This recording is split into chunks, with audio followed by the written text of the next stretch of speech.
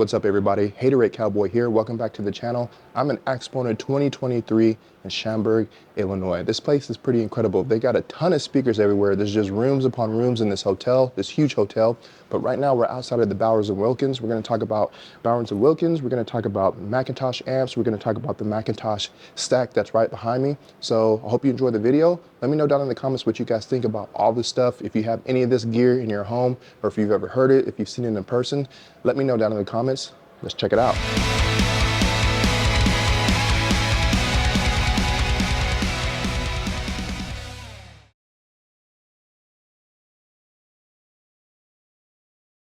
So I'm Ken Zellen with McIntosh Lab, and we've brought one of our biggest, baddest systems to the show.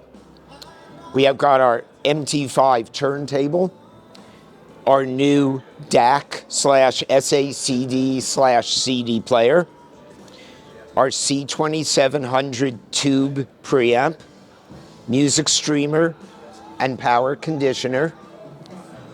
This is kind of the star of the show. This is our MC2KW power amp. It's a 2,000 watt power amplifier. Now, you can't really build a 2,000 watt amplifier because you're going to run into two problems. One is it pulls too much power from the wall. The second problem is that it has to have a lot of transistors, and every transistor adds noise. So traditionally, if the higher the power you have, the higher the noise floor is. We solved both problems. Music comes into this box. It's split into two. Half of it's amplified by this 1,000 watt amp that has its own power cord. We also amplify the music into this 1,000 watt power amp that has its own power cord.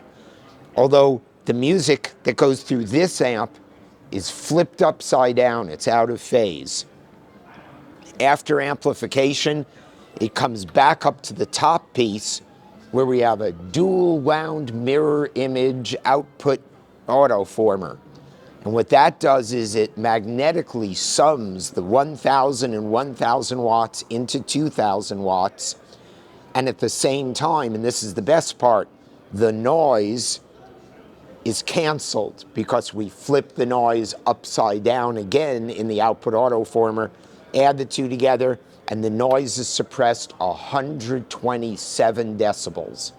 So this is likely the quietest power amp available to an audiophile, and it's the most powerful amplifier. And to have both things, both characteristics in the same amp is just unheard of. It's incredible.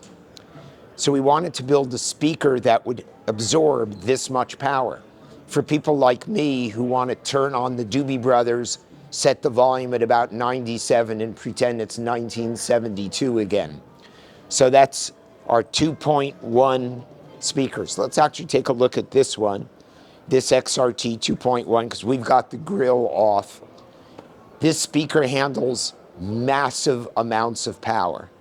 Now, it's not that each tweeter can handle more power than anyone else's tweeter. It's just when you spread the power among 45 of them, each one is hardly doing any work.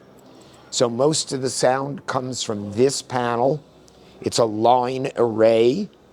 A line array is defined as going from below the lowest listening position to above the highest listening position.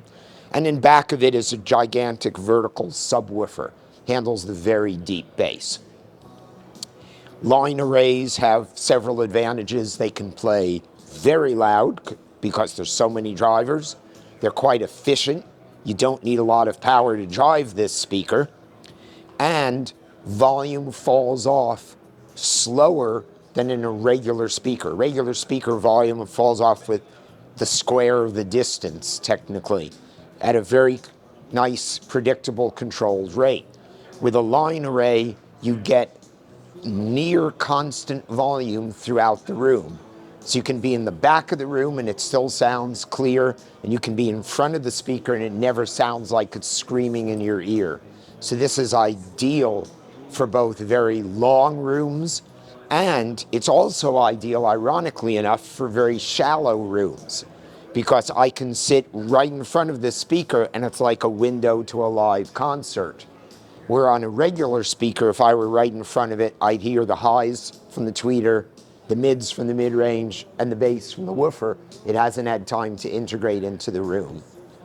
So it's our 2,000 watt per channel system, and everyone seems to love the way it sounds.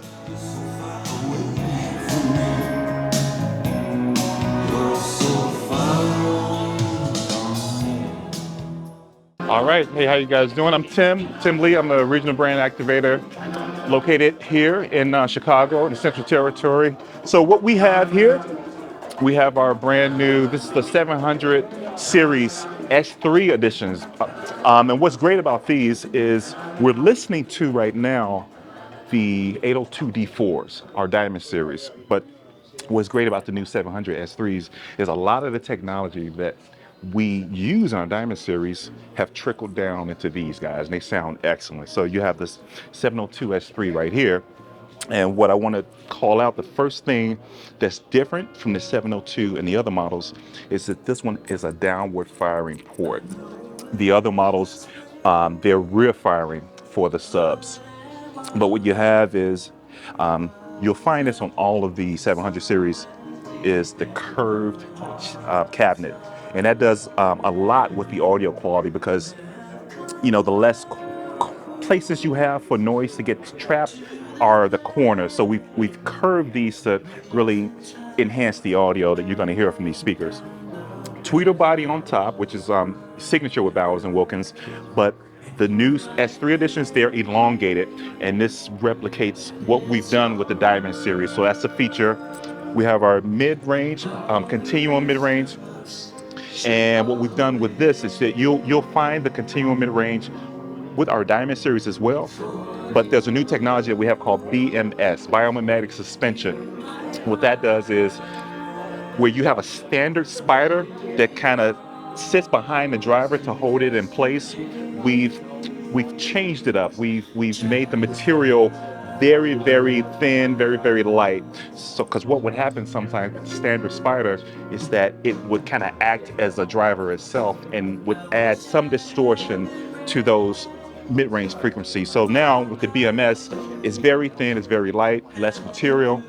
So it definitely adds a lot to the audio that you're going to hear. And similar to what we're doing with our Diamond series as well, aerofoil bass drivers. Stiff material, it does a great job with those low-end frequencies. So this is the 700 S3. This is the 702 S3. This is the 703. Similar to the 702, but obviously you can tell you have more bass drivers on the 702. You lose one with the 703, but same tweeter body on top for those high frequencies. 704, and the difference you see here, you don't have the tweeter body on top, but the tweeter is still decoupled inside of the cabinet. So that does a great job with those high frequencies as well. And we have our bookshelf speakers. This is the 705. 705 tweeter body on top. 706, you lose the tweeter body, but still decoupled tweeter than the 707. So just a smaller driver. And what we've done differently this year, well, with the new S3s also, is that with our center channel, you do have the luxury of a tweeter body on top with our center, but decoupled tweeter on the next model.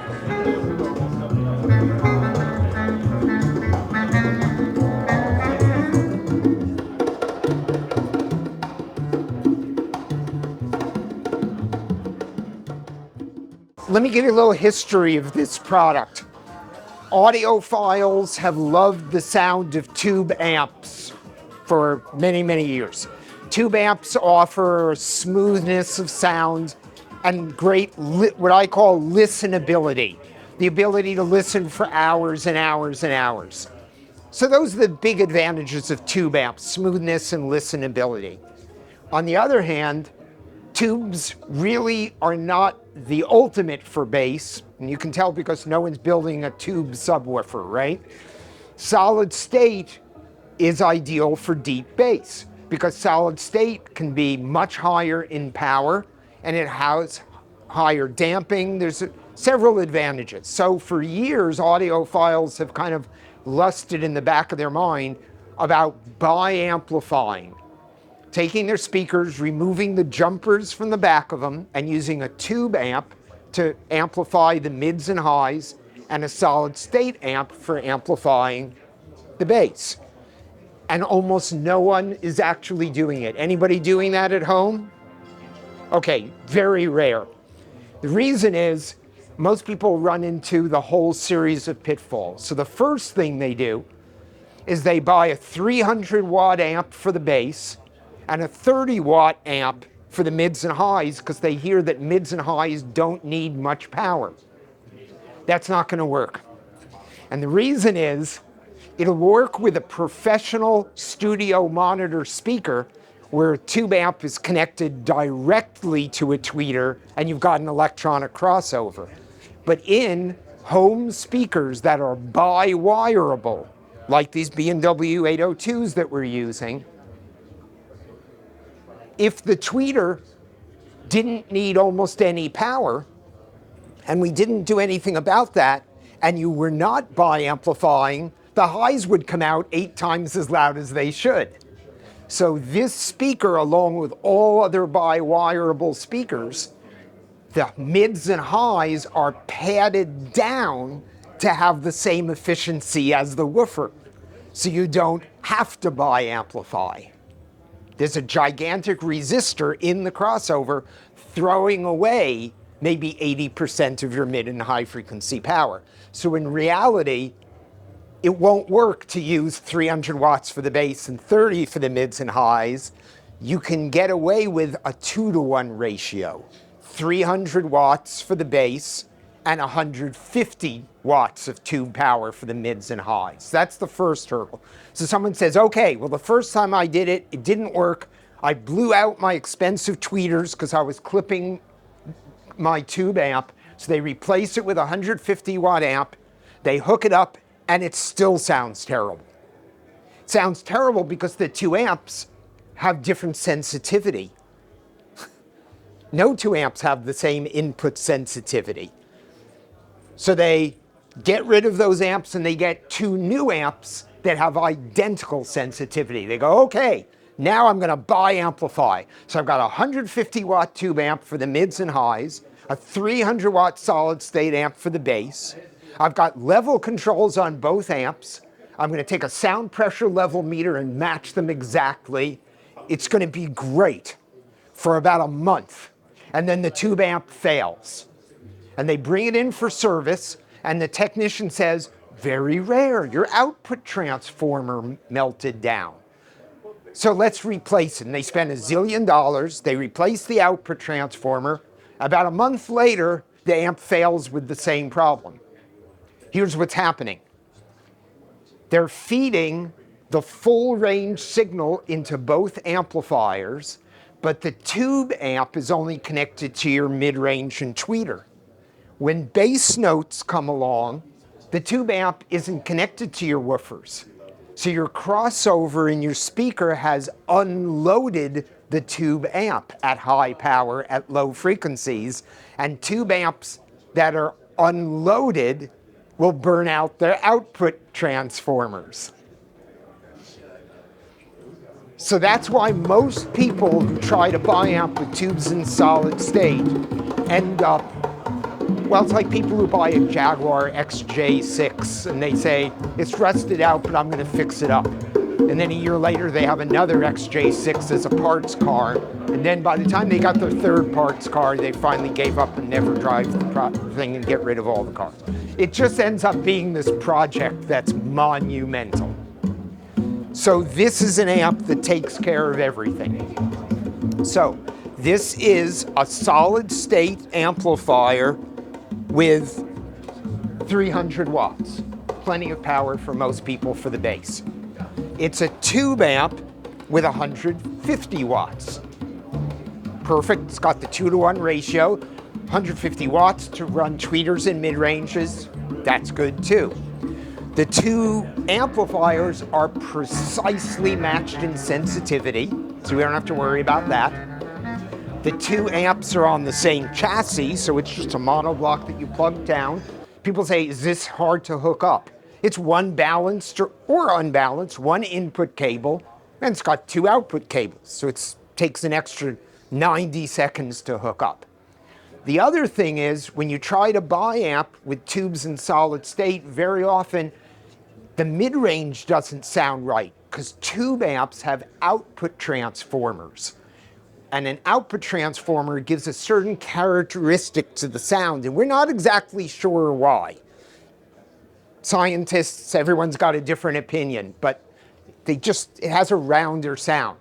And at the crossover point for your woofer, if you're going from a tube amp with an output transformer to a direct coupled solid state amp, you're going to get this major change in sound.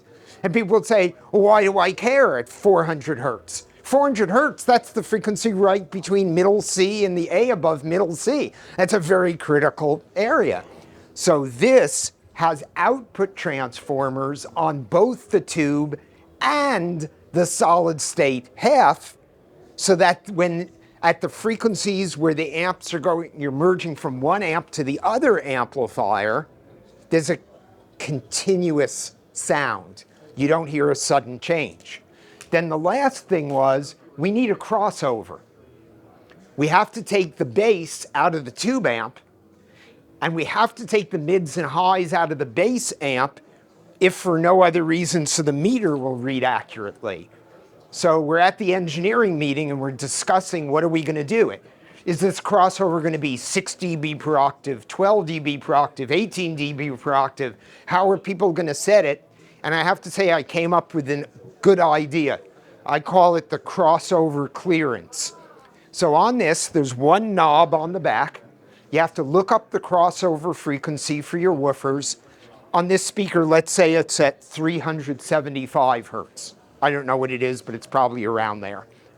You set the crossover knob on the amp, because the electronic crossover is built into the amp. You don't have to buy one. And you set that for the same frequency. It's actually allowing the bass amp to go up to about 900 hertz. And it's allowing the mid and high frequency amp to go down to about 100 hertz.